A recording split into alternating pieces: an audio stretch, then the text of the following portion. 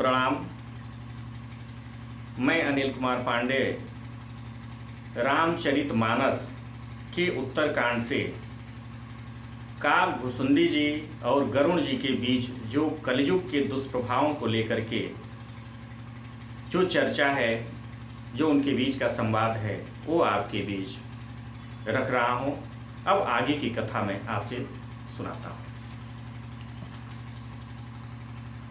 अब काकभुसुंडी जी बता रहे हैं कि जिस पूर्व जन्म में, जिस कलयुग में वे जन्मे थे, उसमें क्या हुआ, अपनी अपनी कथा बता रहे हैं। कहते हैं, हे पक्षीराज, ते ही कलिकाल बरस महु बस्यों अवध बिहगेश, परेव दुकाल विपत्ति बस तब मैं गया हूँ विदेश।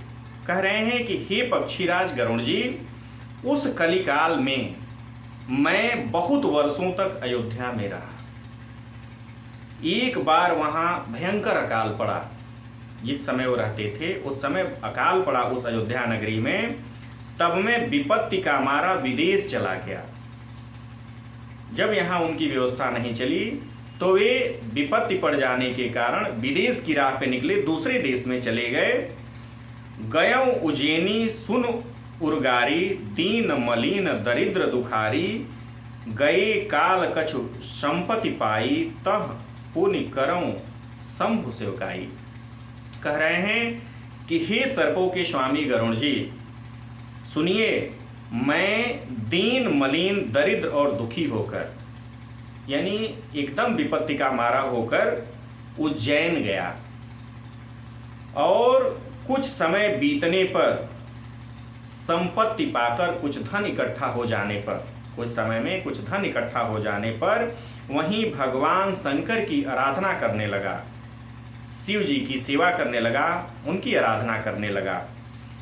विप्र एक वैदिक शिव पूजा करहि सदा, तेहि काज न दूजा, परम साधु परमारथ बिंदक, शंभु उपासक नहीं हरिनिंदक। कह रहे हैं कि वहां पर एक ब्राह्मण थे। वे ब्राह्मण कैसे थे कि वेद विधि से सदा शिव जी की पूजा किया करते थे। शिव जी की पूजा करने की जो वेदों में विधि बताई गई है, उससे वे शिव जी की पूजा किया करते थे।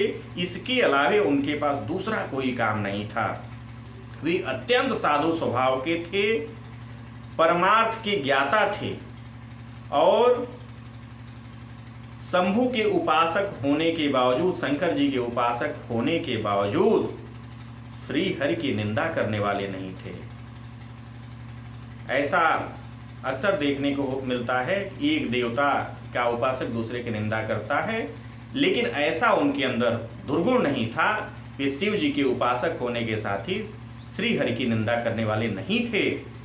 ते ही सेवा मैं कपट समेता, द्विज दयाल अति नीत निकेता, बाजी ही नम्र देख मोहि साई, विप्र पढ़ाव पुत्र की नाई। कह रहे हैं कि मैं कपट पूर्वक उनकी सेवा करता, कपट पूर्वक, छल पूर्वक उनकी सेवा कर रहा था। ब्राह्मण बड़े ही दयालु और नीति के घर थे। उनका स्वभाव बहुत ही नम्र था, दयालु थे और नीति के घर थे, यानी नियमबद्ध होकर के उनका जीवन चल रहा था। बाहर से नम्र देखकर ब्राह्मण मुझे पुत्र की भांति पढ़ाते थे। चूंकि ये बता रहे हैं कि मैं तो कपटी था, मैं उनको धोखा दे रहा था, लेकिन वे मुझे बाहर से अत्यंत नम्र जानकर मुझे पुत्र की भांति पढ़ाते थे। शंभु मंत्र मोहि द्विजबर दिन्हा, शुभ उपदेश विविध विध किन्हा, जपौ मंत्र शिव मंदिर जाई, हृदय दंभ अहमीति अधिकाई।